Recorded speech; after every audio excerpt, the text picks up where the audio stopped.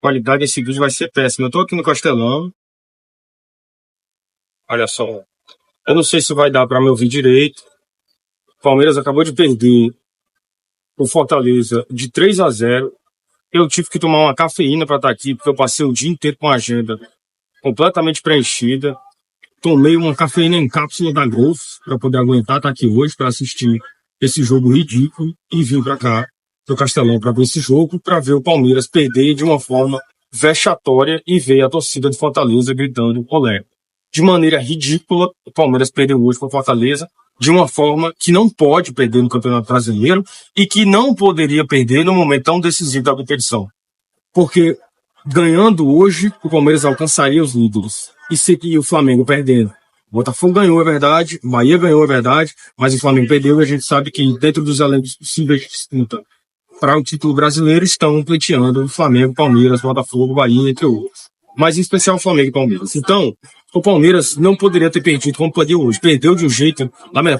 Na verdade, até poderia ter perdido, porque é um ponto que também não é o fim do mundo, quer dizer.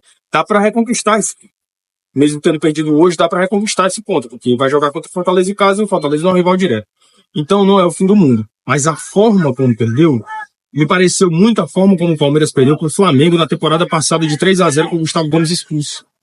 A forma como o Piquerez sai para marcar e o Lucero recebe a bola sozinho para fazer o gol, o segundo gol do Fortaleza, mostra muito o modo como o esquema tático o esquema tático hoje, que foi proposto pelo Abel Ferreira, não favorece a equipe, muito pelo contrário. Todas as valências possíveis para um bom jogo do time são prejudicadas em razão desse esquema tático que não ajuda ninguém e que o Abel Ferreira insiste em implementar um modelo dele de jogar, uma forma de jogar e ganhar do seu jeito, e perde um jogo como perdeu hoje, que poderia não ter perdido, porque é evidente que nós sabemos que o Fortaleza é um grande time que joga, que vem há alguns anos fazendo uma trajetória significativa na Série A, mas é um ponto conquistável e é um ponto que se espera, quer dizer, uma vitória que se espera. Então não poderia ter perdido como perdeu. Até é perder, mas não como perdeu. Tinha uma criança chorando do meu lado. Sabe, eu tô aqui no estádio e tinha uma criança chorando do meu lado, cara. A torcida do Fortaleza estava gritando olé pro time do Palmeiras. E um time extasiado. E eu tenho certeza que quando terminar, quando o Abel for pra entrevista, ele vai falar que o elenco tá cansado, ele vai falar do calendário, ele vai falar que todas são críticas que são possíveis de ser feitas. Mas a gente sabe que a derrota de hoje não foi por causa disso.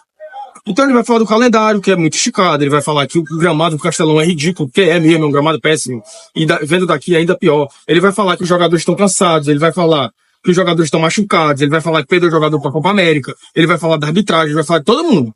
Ele não vai falar que ele abraçou 4 lateral e que tem ponta para jogar e que ele não põe porque ele quer botar lateral. Disso ele não vai falar, a gente sabe. Com todo o crédito que o Abel tem, porque é um multicampeão, talvez um dos maiores treinadores da história do Palmeiras. Mas assim, a autocrítica nesse sentido, ela poderia ser feita, porque assim como perdeu o jogo hoje, perdeu o Flamengo na temporada passada, de 3-0 da mesma forma. Jogando com o mesmo sistema, que não funciona. E se tem ponta no time, se o Flamengo joga hoje, o Botafogo joga hoje, e o Palmeiras pode conseguir a liderança hoje, ele não pode entrar com o time reserva. Qual é o recado que o Abel Ferreira passa entrando com o time reserva no jogo de hoje? Então são coisas que precisam são respostas que precisam ser obtidas. De lacunas que possivelmente eu não sei se ele vai falar ou vai, porque eu não tô assistindo a entrevista dele a entrevista depois do jogo. A coletiva depois do jogo. Eu tenho certeza que talvez essa autocrítica não seja necessária. Ele montou um time esperando que fosse fazer um resultado rápido no primeiro tempo, tomou um gol, não se deu conta que precisava reformular porque a estratégia não seria possível mais, porque já tinha tomado o gol, e continuou insistindo na mesma coisa. E só mudou no segundo tempo, aos 18 minutos do segundo tempo. Então, lamentável de assistir um jogo como esse, pra quem tava aqui, e lamentável porque eu tive que tomar cafeína pra estar aqui hoje, cara. De tão cansado que eu tava. Que eu não tava conseguindo. Além do que, o estacionamento do Castelão é ridículo, que eu paguei o estacionamento, tive que pagar R$40 a mais pra estacionar em outro lugar. Ainda tem isso. Além do jogo ridículo de hoje. Mas, de toda forma, não tem muito que não vamos também choramingar muito, porque já tem um outro jogo, que é contra o Corinthians, né? E que é um clássico. Então não tem nem muito tempo pra você ficar chorando e ficar triste. Mas não dá pra repetir o que fez hoje. Abel, querido, se não tá funcionando, você tem 45 minutos, se em 10 minutos não funcionou, muda, cara. Ok, que aconteceu o que aconteceu com o Botafogo, mas foi um jogo da temporada passada. Não quer dizer que vai repetir. Então muda. Porque não pode, bota o moleque pra jogar um tempo inteiro, sabe? Bota o Dudu pra entrar de novo. Você vai colocar dois lateral pra jogar na ala. Você bota um lateral pra fazer o zagueiro e você bota um outro lateral pra fazer a ala. Se você tem um ponta no elenco, então não faz sentido, cara.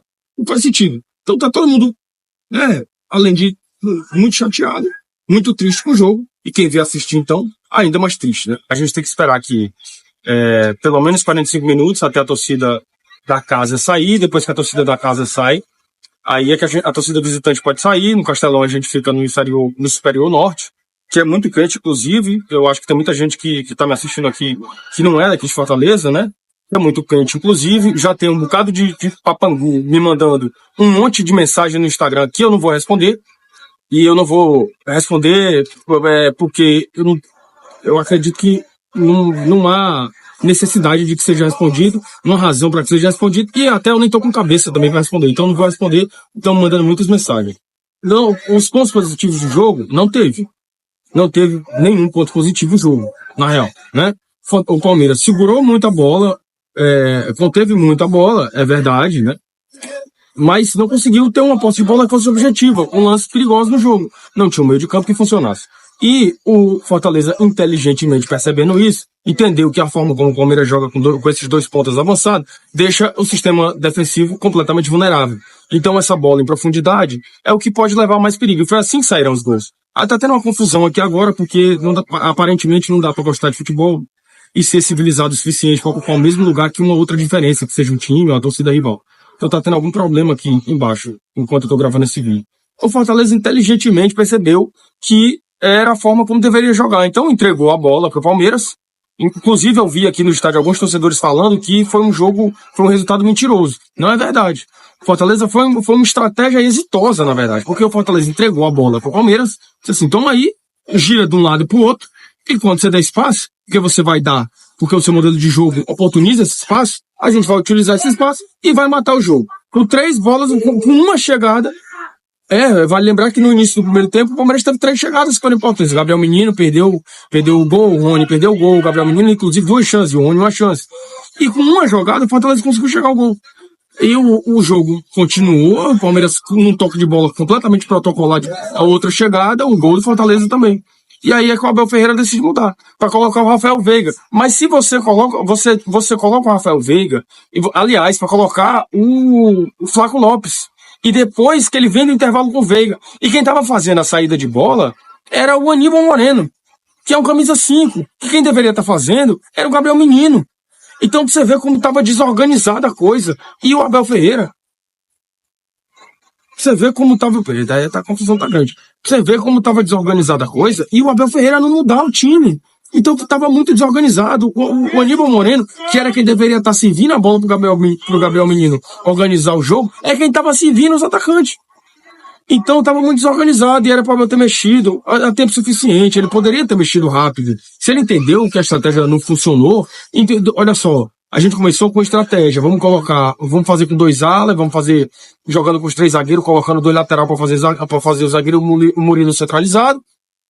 E vamos tentar fazer o gol logo, porque se a gente fizer o resultado logo, a gente segura o jogo, aí não prejudica o elenco, porque a gente não vai desgastar essas... Porque eu imagino que ele deva ter pensado isso. Então eu vou colocar os reservas para jogar, e eu coloco os 2 alas para fazer o gol logo no primeiro tempo, eu faço o resultado no primeiro tempo, eu seguro o jogo, talvez no final do jogo, se der uma apertada, eu coloco os titulares, aí a gente vê o que vai acontecer, e aí eu vou poupar o time, eu vou conseguir ganhar o jogo, e eu vou conseguir alcançar os líderes. Não aconteceu nada disso. Porque quando ele tomou o gol, a estratégia já deveria ter sido outra. E ele não fez. Então, assim, gente, é muito difícil você... eu entendo quando algumas pessoas elas não querem vir em estádio de futebol. Porque, aparentemente, você não consegue se conter quando você está num lugar desse. Parece que a sua masculinidade, ela fica excitada constantemente. E aí a gente vê episódios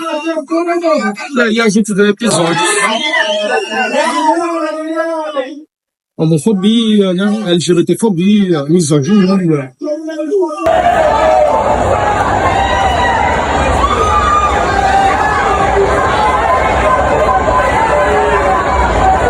Sem nenhuma necessidade, não tem nenhuma necessidade disso, gente.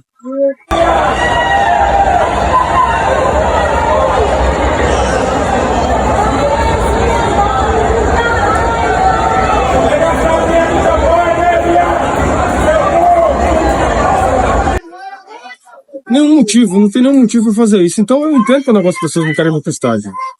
Porque às vezes pode ser uma experiência traumática.